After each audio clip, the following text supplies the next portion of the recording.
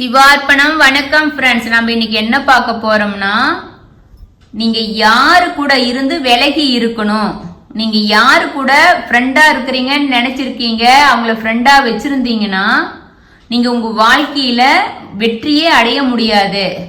எப்படின்னா, நீங்க உங்க சொந்த காசுலயே சூனிய வச்சுக்கிற மாதிரி அப்படின்னு சொல்லிட்டு ஒரு பழமொழி இருக்குது இல்லையா, அது மாதிரிதான்.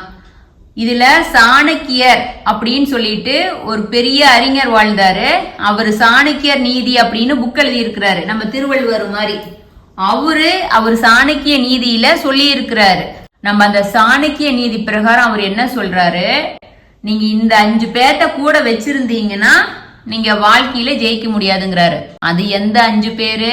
உங்க கூட இருக்கிற ஃப்ரெண்ட்ஸ்ல எப்ப பாரு சின்ன விஷயத்துக்கெல்லாம் கோவப்படுறவங்களா இருக்கிறாங்கன்னா நீங்க அவங்கள ஃப்ரெண்டா வச்சுக்க கூடாது.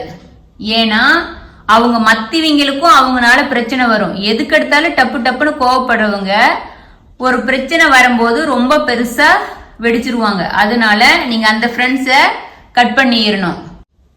இன்னொன்னு, சுயநலவாதிங்க. எப்படின்னா, அவங்களுக்கு என்ன காரியம் வேணும், அவங்களுக்கு வேணுங்கும் போது மட்டும்தான் அவங்க அதை செய்யறது ரைட்டு, ஆமா இதை பண்ணலாம்னு சொல்லுவாங்க. அவங்களுக்கு தேவையில்லாத போது உங்களை மோட்டிவேஷனே பண்ண மாட்டாங்க. அவங்களுக்கு தேவை இருக்கு அப்படிங்கும் போது அவங்க எந்த லெவலுக்கும் இறங்கி போவாங்க, பண்ணுவாங்க. அதனால அப்படி இருக்கிற சுயநலவாதிய கூட வச்சுக்க கூடாது அப்படின்னு சொல்லி இருக்கிறாரு.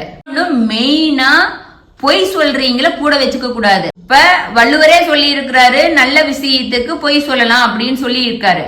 ஆனா பொய் சொல்லிதான் வாழ்க்கை நடத்தணும்னு சொல்லிட்டு கொஞ்சம் பேர் இருப்பாங்களே, தேவையே இருக்காது. அந்த இடத்துக்கு பொய்யே சொல்ல தேவையில்லை, ஆனா அந்த இடத்துக்கு ஒரு பொய் சொல்லுவாங்க பாத்தீங்களா. அப்படிப்பட்டவங்க உங்களை எந்த நேரத்திலையும் எப்படி வேணாலும் ஏமாத்தலாம். அதனால பொய் சொல்றவங்கள நீங்க கூட வச்சுக்காதீங்க. நீங்க ஒருபோதும் அவங்கள நம்பாதீங்க. இன்னொன்னு என்ன, உங்களை பெருமையா பேசுறீங்க. சூப்பரு, நீ இது பண்ணதான் சூப்பரு, நீ இப்படி பண்றது சூப்பரு அப்படின்னு சொல்லிட்டு உங்களை முன்னாடி உங்களை எப்ப பாரு பெருமையாவே பேசிட்டு இருக்காங்க அப்படின்னா அவங்க உங்களுக்கு நல்ல ஃப்ரெண்டு கிடையாது.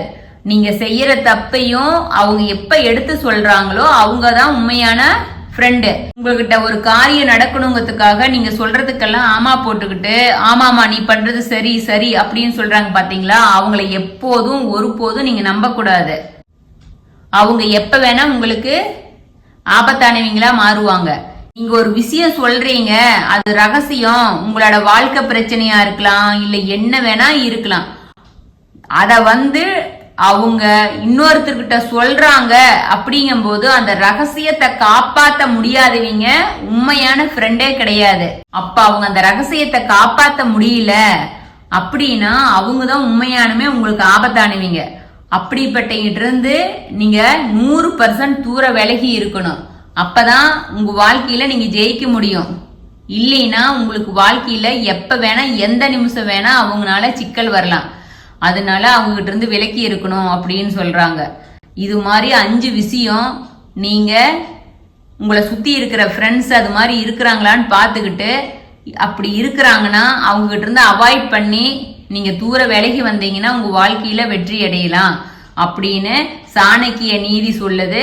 அத சிவார்ப்பணம் 61 சேனல் நம்ம சொல்றோம். சாணக்கிய நீதியில சொன்ன மாதிரி இந்த மாதிரி பழக்க வழக்கங்கள் இல்லாத உங்களுக்கு நல்ல ஃப்ரெண்ட்ஸ் அமைஞ்சிருந்தா நீங்க புண்ணியம் பண்ணுவீங்க அப்படின்னு சிவார்ப்பணம் 61 சேனல் சொல்லிக்கிறோம். Okay, thank you friends. சிவார்ப்பணம்.